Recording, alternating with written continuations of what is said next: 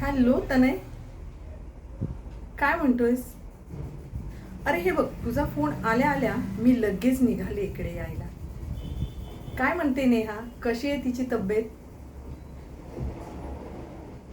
अजूनही तशीच आहे?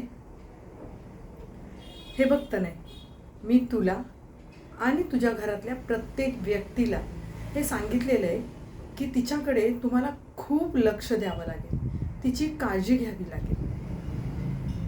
अरे, ती शरीरानं तर थकलेलीच आहे, पण त्याहीपेक्षा जास्त ती मनानं खचलेली आहे. अरे, मिसकॅरेज झालंय तिचं. तू विचार कर, या धक्क्यातून ती लवकर बाहेर नाही येणार. सो तुम्ही घरातले कोणी नाही कोणीतरी तिच्याबरोबर सतत असलं पाहिजे. तिला एकटं राहू देऊ नका.